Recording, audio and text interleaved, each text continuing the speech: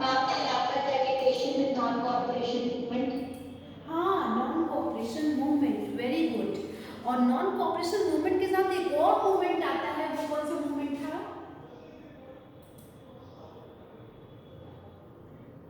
Ma'am गांधीवाद।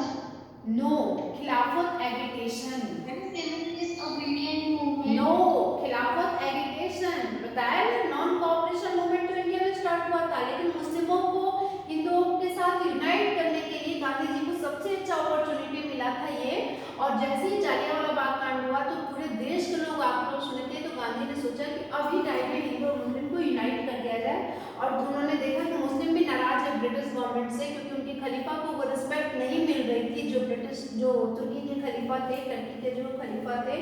और तब जाके गांधी ने इन दोनों मूवमेंट को एक साथ कर दिया, खिलाफत और नॉन कॉपरेशन मूवमेंट को। ठीक है, तो ये मूवमेंट जो है, और इसी में आपको पता है कि नॉन कॉपरेशन लोगों ने कैसे कैसे कॉपरेट नहीं किया ब्रिटिश गवर्नमेंट के साथ। तो आंध्र प्रदेश में अलग तरीके से नॉन कॉपरेशन हुआ, असम के बंगाल में अलग तरीके से हुआ, है ना। तो अलग अलग लोगों का इनिशिएटिव, जो पीपल इनिशिएटिव लिखा है ना, कि अलग अलग स्टेट्स में लोगों ने कैसे कैसे किया। खेड़ा में गुजरात पाटीदार प्रेजेंट्स, तमिलनाडु में लीकर शॉप वाली घटना जो है, उसमें लोगों ने पूरी लीकर शॉप को ही उन्होंने जला दिया था, खत्म बंद कर दिया था। गंडूर आंध्र प्रदेश में जो फॉरेस्ट सत्याग्रह थे, वो अलग तरीके से अपना ये रिबेल दिखा रहे थे, विद्रोह दिखा रहे थे, लोगों का गुस्सा जो है। सिंध पाकिस्तान में जो मुस्लिम ट्रेडर्स थे, वो उन लोगों ने सभी मुस्लिमों को इकट्ठा किया और ब्रिटिश गवर्नमेंट के अगेंस्ट में खड़ा किया। बंगाल में भी ऐसे ही, पंजाब में भी अकाली एजिटेशन सिखों का उन्होंने कैसे किया। मतलब पूरे राज्य में अलग अलग तरीके से महात्मा गांधी के कॉल पे, आह्वान पे, पूरे देश के लोग एक साथ इकट्ठे होकर अपने अपने राज्य में कैसे लोग ब्रिटिश गवर्नमेंट के अगेंस्ट में नॉन कॉपरेशन कर रहे हैं। अब आई बात पीपुल्स महात्मा, लोगों के महात्मा, ये है महात्मा गांधी। ठीक है, अब लोगों के महात्मा वो कैसे बने, ठीक है, तो ये जानते ही और इसमें पढ़ लेना, इसमें लिखा हुआ है। एक है आपका टॉपिक 1922 से 1929 के बीच में क्या हुआ था। तो ये फिर गांधी जी ने क्या किया था ना, लास्ट में जो नॉन कॉपरेशन मूवमेंट था उसको 1922 में वापस बुला लिया था, क्योंकि चौरा चौरी कांड हो गया था। गांधी जी का मेन उद्देश्य यही था ना कि बीच में कोई भी वायलेंस नहीं होना चाहिए। अगर हिंसा हुई तो गांधी ने आंदोलन को वापस ले लिया। तो यही लखनऊ का चौरा चौरी, अभी ये कथा, अभी हमारा यूपी गवर्नमेंट ने भी इसको बनाया है चौरा चौरी इवेंट को। ठीक है, तो ये चौरा चौरी जैसे ही गांधी ने सुना कि पुलिस स्टेशन में पुलिस को आग लगा दी गई है और इतने सारे पुलिस खत्म हो गए हैं, तभी गांधी ने इस मूवमेंट को वापस बुला लिया, जो कि पूरे देश में फैला था। इससे कांग्रेस के बहुत सारे लीडर्स जो थे वो गुस्से में थे। ठीक है ना। अब लिखा है ना कि he abruptly called off the non-cooperation movement in February 1922 when he heard that a police station was set fire in Chora Chori। अब non-cooperation movement एकदम से ओवर, खत्म हो गई। कांग्रेस के बहुत सारे लोग बहुत गुस्से में। ठीक है, गांधी जी फॉलोवर स्ट्रेस्ड। अब जो गांधी जी के फॉलोवर थे वो स्ट्रेस्ड हो गए कि ये क्या है। तो कुछ लोग वहां से गांव चले गए, गांव में जाके कंस्ट्रक्शन एक्टिविटीज करने लगे। लेकिन कुछ ऐसे लोग थे जैसे सीआर दास, जैसे मोतीलाल नेहरू, इन्होंने कहा कि भैया ऐसे तो काम नहीं चलेगा। फिर उन्होंने वहां पार्टी में जाकर के इन्होंने कहा कि इनकी लेजिस्लेटिव असेंबली में जो चुनाव हुआ, हम लोग वहां जाएंगे, वहां पार्टिसिपेट करेंगे, चुनाव इलेक्शन को जीतेंगे और फिर इनकी जो भी पॉलिसीज बनेंगे उसको हम लोग इंटरप्ट करेंगे, उसको आगे बढ़ने नहीं देंगे। समझ गए ना। तो सीआर दास, मोतीलाल नेहरू का क्या था, they argued that the party should fight election to the council and enter them in order to influence government policies. इतना समझ लो ना, बहुत इंपॉर्टेंट है ये। और तभी आगे क्या होता है, टू इम्पोर्टेंट डेवलपमेंट। और देखो हमारे देश में आरएसएस जो आप देखते हैं ना, राष्ट्रीय स्वयंसेवक संघ, जो हमारे प्राइम मिनिस्टर थे वो इसी में पहले ये उसके मेंबर थे आरएसएस के, जो कि एक हिंदू ऑर्गेनाइजेशन थी। ये उसी समय 1920 में बनती है। समझ में आ रहा है ना। और जो हमारे देश की कम्युनिस्ट पार्टी है, जो बंगाल में और भी बहुत सारे स्टेट्स में रूल कर रही है, ये कम्युनिस्ट पार्टी भी उसी टाइम बनी थी। आरएसएस और कम्युनिस्ट पार्टी ऑफ इंडिया उसी टाइम फॉर्म हुई थी। समझ में आ रहा है ना? तो फिर क्या होता है, तभी आते हैं भगत सिंह और उन्होंने कहा कि ये देश में क्या हो रहा है। भगत सिंह आए, एकदम यंग लीडर जो थे हमारे देश के, वो आते हैं और उस समय जो पूरा का पूरा टाइम पीरियड चल रहा होता है वो इन्हीं रिवोल्यूशनरीज लोगों का टाइम पीरियड था। ठीक है ना? तो यहाँ पे तो एक डिकेड क्लोज हो गया with the Congress resolving to fight, क्योंकि आपको पता है ना कि सीआर दास उधर इलेक्शन लड़ रहे हैं मोतीलाल नेहरू के साथ। इधर 1929 तक आते आते कांग्रेस ने लाहौर में रावी रिवर के किनारे on the bank of Ravi river 26 जनवरी को उन लोगों ने डिसाइड किया कि अब हम इंडिपेंडेंस डे मनाएंगे एवरी ईयर 1929 को, और उसी समय पहली बार पूर्ण स्वराज की बात की गई थी। कंप्लीट इंडिपेंडेंस चाहिए, ऐसा कांग्रेस ने वहां पे एक प्रपोजल रखा। किसके प्रेसिडेंटशिप पे? पंडित जवाहरलाल नेहरू के प्रेसिडेंटशिप में। समझ गए ना? और फिर उसके बाद गांधी ने दांडी मार्च शुरू कर दिया, सॉल्ट मार्च, सॉल्ट लॉ को तोड़ा, लोगों को बताया, ब्रिटिश गवर्नमेंट को बताया कि हम डरते नहीं हैं। ठीक है? और फिर तब जाके क्या होता है? अब बताओ तो इसकी आगे की क्या इवेंट थी? इंडिया तक 1935 केस। हाँ, अच्छा सुनो, 1929 में सॉल्ट मार्च को गांधी ने 31 में 29 से 31 तक ये पूरा चल रहा है नॉन कॉपरेशन, ये सिविल डिसोबीडियंस मूवमेंट। उसके बाद वाला जो मूवमेंट है ना सिविल डिसोबीडियंस मूवमेंट है। लेकिन बेटा एक बात ये है कि उसके बाद हमारे देश की इम्पोर्टेंट घटना क्या हुई थी, तो जरा से ये बताओ।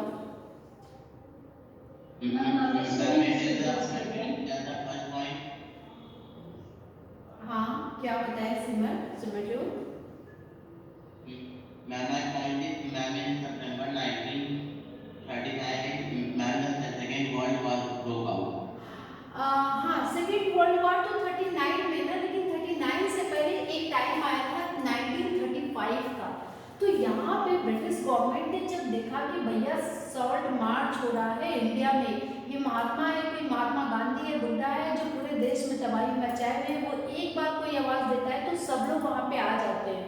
तो जब उसने ऐसा देखा तो उसने क्या किया कि जो ब्रिटिश गवर्नमेंट है उसने try to crush the movement through brutal action against peaceful satyagrahi. इधर गांधी जी ने तो ये सत्याग्रह शुरू कर दिया ना अपना, लेकिन अब क्या हुआ? The combined struggles of Indian people bore fruit when the government of India act. बेटा ये एक्ट बहुत इंपॉर्टेंट है, हमारे कॉन्स्टिट्यूशन को बनने में इस एक्ट का बहुत बड़ा रोल है, ये इंपॉर्टेंट है, मार्क कर लो। This act prescribed provincial autonomy. तुरंत ब्रिटिश गवर्नमेंट ने एक एक्ट भेज दिया 1935 और उसने कहा कि ठीक है, आप लोग कंप्लीट इंडिपेंडेंस की बात कर रहे हैं, हम आपको देंगे प्रोविंशियल ऑटोनॉमी। प्रोविंशियल मतलब कि कुछ स्टेट्स में आप अपनी स्टेट इंडिपेंडेंट गवर्नमेंट बना सकते हो। And the government announced election, और दूसरी चीज उसने क्या किया? इलेक्शन अनाउंस किया टू प्रोविंशियल लेजिस्लेचर इन 1937। 35 में एक्ट लेके आई और उसमें तय की थी कि आप लोग प्रोविंशियल मतलब स्टेट्स में ऑटोनॉमी, अपना स्वराज बनाइए, अपना राज्य बनाइए।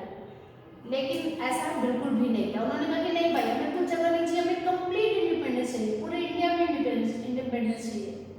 और तभी 1937 का गवर्नमेंट में इलेक्शन होने वाला था प्रोविंशियल लेजिस्लेचर के, मतलब कि ये लेजिस्लेटिव असेंबली और काउंसिल में। कांग्रेस ने उस इलेक्शन में 11 प्रोविंसेस में से 7 में अपनी गवर्नमेंट बनाई। और फिर ये 35 की बात आई एक्ट, 37 की बात आई इलेक्शन, 39 में क्या हुआ? तभी 39 में सेकेंड वर्ल्ड वॉर शुरू हो गया। और आपको पता ही है कि कांग्रेस ने 7 राज्यों में अपनी गवर्नमेंट बना ली है। और उसी सेकेंड वर्ल्ड वॉर में कांग्रेस लीडर जो थी, अब उन्होंने कहा कि ठीक है, हम ब्रिटिश को, इनकी ब्रिटिश गवर्नमेंट को हम इस युद्ध में उनकी हेल्प करेंगे। ठीक है, बस ब्रिटिश हमें हमारा कॉम्प्लीमेंट या complete independence they they.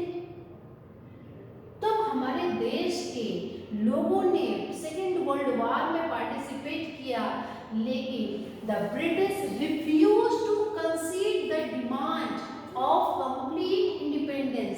The Congress ministers resigned in protest.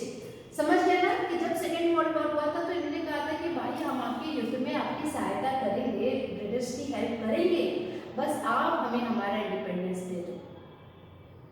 तो इन लोगों ने खूब ब्रिटेन का इन लोगों ने, हमारे देश के लोगों ने ब्रिटिश को हेल्प किया, लेकिन लास्ट में जब वर्ल्ड वॉर खत्म हुआ तो ब्रिटिश ने रिफ्यूज कर दिया हमारे डिमांड को फुलफिल करने में। और तभी बदले में, गुस्से में, जो हम लोगों ने चुनाव जीता था 7 स्टेट्स में, उस वहाँ से हम लोगों ने अपने वहाँ से रिजाइन कर दिया, अपनी अपनी मिनिस्ट्री से, हमारे कांग्रेस के लीडर्स ने। समझे? और तभी देश में ऐसा तहलका मचा, तुरंत शुरू हो गया क्विट इंडिया मूवमेंट, फटाफट भारत छोड़ो आंदोलन, क्विट इंडिया मूवमेंट। अब यहाँ से क्विट करो, यही महात्मा गांधी ने डिसाइड किया कि नहीं नहीं नहीं, अब कोई कॉल ऑफ नहीं होगा, कोई मूवमेंट वापस नहीं बुलाया जाएगा। फटाफट सेकेंड वर्ल्ड वॉर के बाद British must quit India immediately. He told them to the people, do or die. ये जो करो या मरो वाला जो स्लोगन था ना, ये उसी टाइम गांधी ने दिया था। ठीक है, तो आप गांधी का उग्र तेवर भी आप यहाँ पे देख सकते हो कि एक तरफ जहाँ वो बहुत पीसफुली बात कर रहा है, दूसरी तरफ कह रहा है कि हाँ ठीक है, या तो करो या फिर मरो, but you must fight non violently. लेकिन फाइट भी करोगे तो बिना हिंसा का, क्योंकि गांधी कभी भी वायलेंस को सपोर्ट नहीं करते थे। समझ गए? और तभी इसका असर क्या पड़ा? The first response. अब तो जगह जगह लोग कम्युनिकेशन जितने भी थे उसको उखाड़ के फेंक रहे, रेलवे की लाइन हटा रहे हैं, सब इधर उधर कर रहे हैं। ठीक है, the first response of the British was, अब ब्रिटिश ने उसको बहुत बुरी तरीके से इस विद्रोह को दबाया, खत्म किया। 1943 तक आते आते उसने 90,000 लोगों को अरेस्ट कर लिया, 1000 को मार दिया गया पुलिस फायरिंग में। तो ये सारी घटनाएं जो हैं ये सब हो रही है क्विट इंडिया मूवमेंट के टाइम में। अब जब हम आज़ादी की तरफ आ रहे हैं टुवर्ड्स इंडिपेंडेंस में, तो मुस्लिम लीग 1940 आपने कल पढ़ा था, मुस्लिम लीग रिजोल्यूशन, वो मुस्लिम लीग कह रही थी भाई हमें तो हमारा इंडिपेंडेंस स्टेट्स दे दो नॉर्थ वेस्ट में और ईस्टर्न पार्ट ऑफ कंट्री में। लेकिन उसने पाकिस्तान जैसा वर्ड मेंशन नहीं किया था उस रेजोल्यूशन में। Excuse me, ma'am. हाँ, Ma'am, if they didn't mention partition, so what they meant about independent state? क्या क्या पार्टीशन में इंडिपेंडेंस डे मतलब? फिर से बोलो। Ma'am, they didn't mention partition, so what they meant from independent state? If they didn't wanted partition of India. देखो जब partition होने को हुआ ना, तो अब ये तो क्लियर हो ही गया था, जो वायसराय था लॉर्ड माउंटबेटन, लास्ट वायसराय था ब्रिटिश, उसमें ये क्लियर हो गया था 46 तक आते आते, 47 में उसने छोड़ा था ना, 47 या 48 में, कि भैया अब यहाँ से चले जाना ज़्यादा बेहतर है, लेकिन इन लोगों को इंडिपेंडेंस इजीली मिलेगा नहीं, पार्टीशन होना जरूरी है, क्योंकि ये हिंदू और मुस्लिम दोनों आपस में लड़ भिड़ के खत्म हो जाएंगे। ठीक है, तो वहीं पर तभी तो उसने पार्टीशन वाली जो बात थी, तभी वहाँ पे दोनों के बीच में पार्टीशन होता है। ठीक है, और एक तरफ ये पार्टीशन होता है, दूसरी तरफ अपने देश में इंडिपेंडेंस डे 14 अगस्त को वहाँ पे पाकिस्तान का इंडिपेंडेंस डे, 15 अगस्त को हमारा इंडिपेंडेंस डे। लेकिन देश में आज़ादी तो मिल गई, वो पब्लिक अनाउंसमेंट भी हो गया रेडियो से, ठीक है अब देश आज़ाद हो गया, हम लोग जून 1948 तक सब लोग यहाँ से छोड़ के चले जाएंगे। ठीक है, लेकिन उस आज़ादी में भी हम लोग का बहुत कुछ खत्म हो चुका था उस इंडिपेंडेंस को लेते लेते भी। समझ रहे हो ना? From the late 1930 the league began giving the Muslim. अब ये मुस्लिमों वाली जो ये सब चल रही है ना, कि ये लोग इतना अपने आप को सेपरेट इलेक्शन और ये सब क्यों इंडिपेंडेंट स्टेट्स और ये सब क्यों मांग रहे थे, तो ये टेंशन तो हिंदू और मुस्लिम के बीच में 1920 से 1930 के बीच में बहुत ज़्यादा बढ़ गया था। ठीक है, वही आप समझ सकते हैं ना कि जो यूपी में ये लोग जो सीट की डिमांड कर रहे थे वो पूरा नहीं इनको हुआ था। अब ये कुछ फोटो देख लो, पिक्चर देख लो, मौलाना आज़ाद बैठे हैं कांग्रेस वर्किंग कमेटी में। ठीक है, ये महात्मा गांधी के साथ, देखो ये मौलाना आज़ाद है, ये हमारे बापू है। ठीक है, दूसरा ये पिक्चर है छत्रपति राजगोपालाचारी, देखो ये चक्रवर्ती राजगोपालचारी है, Gandhi ji before the Gandhi Jinnah talk 1944 से पहले। ये है पिक्चर सरदार वल्लभ भाई पटेल, ये हमारे देश के डिप्टी पीएम थे बेटा। ये सब क्वेश्चन पूछा जा सकता है ओरल में, डिप्टी पीएम कौन थे, पीएम कौन थे, ठीक है। और ये है मोहम्मद अली जिन्ना विद महात्मा गांधी 1944 में, समझ रहे हो ना। अब यहाँ तक तो हो गया, आगे क्या होता है, आगे ये होता है, ये देखो खान अब्दुल गफ्फार खान। तो हम लोग कहाँ तक थे अभी हम लोग कहाँ तक थे, इंडिपेंडेंस की तरफ हम लोग आ गए हैं। और लास्ट में प्रोविंशियल, ये मुस्लिम की पूरी कहानी बताई है ना कि क्यों पार्टीशन की पूरी स्टोरी क्या थी। तो ये वाला पैराग्राफ जरा अच्छे से पढ़ लेना, इंपॉर्टेंट है, ठीक है। Congress failure to mobilise the Muslim masses in 19। एक बात ये भी याद रखो, देखो आप कभी भी किसी डिबेट में जाओगे ना, कहीं भी किसी डिस्कशन में जाओगे तो आपसे पूछा जा सकता है कि बेटा ये जो आप 8th क्लास में हिस्ट्री पढ़ के आए हो, तो ये जो मुस्लिमों की जो हिस्ट्री है, पाकिस्तान का जो पार्टीशन हुआ है इंडिया और पाकिस्तान का, तो इनके बीच में 3 और 4 पॉइंट कुछ ऐसे मुद्दे बता दो जिसकी वजह से मुस्लिमों का ये अलग इंडिपेंडेंट स्टेट बनाना पड़ा। तो ये कहानी आप शुरू कर सकते हो, कब से शुरू करोगे ये कहानी मुस्लिमों की अलग से, कब से शुरू होती है?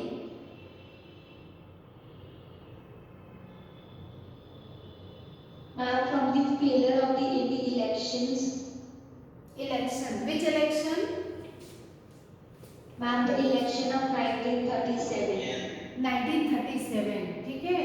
ये तो इलेक्शन वाला हो गया। तो क्या उसके पहले आप ये यहाँ से भी तो स्टार्ट कर सकते हो। 1906 में मुस्लिम लीग जो फॉर्म होती है, क्या ये क्वेश्चन दिमाग में नहीं आ रहा है कि मुस्लिम लीग का अलग से फॉर्म होने की क्या जरूरत थी, ठीक है। तो वहाँ से स्टार्ट करो अपनी स्टोरी को और वहाँ से उठाओ और धीरे धीरे 1906 ले आए। फिर जब हमारा, क्योंकि 1905 में डिवीजन हुआ था तो मुस्लिमों ने तो सपोर्ट किया नहीं था उस डिवीजन में बंगाल का, इन लोगों तो ब्रिटिश गवर्नमेंट के साथ में थे, है ना। तो आखिर ऐसा क्यों हुआ कि वो बंगाल का विभाजन हो रहा है जिसमें मुस्लिम मेजोरिटी में, बंगाल में तो मुस्लिम मेजोरिटी में है ना, लेकिन वहाँ पर भी इन लोगों ने उस पार्टिसिपेशन को सपोर्ट किया, इनको अच्छा लगा कि ये अच्छा हो रहा है, विभाजन हो रहा है। इसका मतलब क्या हुआ? थोड़ा सा इसको सोचो ना अपनी तरफ से, ठीक है ना। तो थोड़ा सा इसको पढ़ लेना। अभी वैसे इतना डेप्थ में अभी मत पढ़ो, नहीं तो कंफ्यूज हो जाओगे। एनसीईआरटी की जो लाइन्स है इसको अच्छे से देख लेना, ठीक है।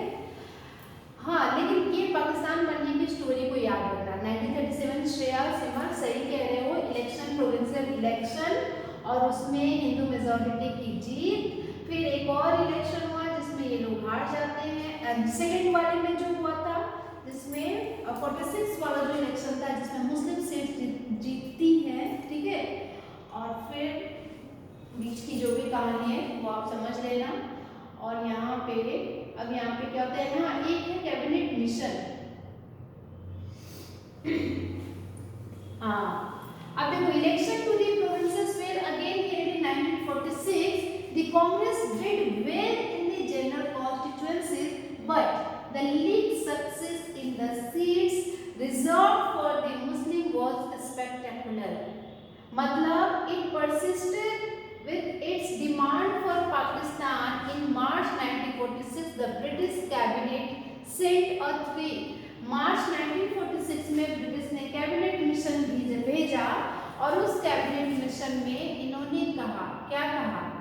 This mission suggested that India should remain united and constitute itself as a loose federation with some autonomy for Muslim majority area. इन्होंने कहा कि भाई देखिए, कैबिनेट मिशन आया और उसने कहा कि इंडिया को यूनाइटेड होना चाहिए, रहना चाहिए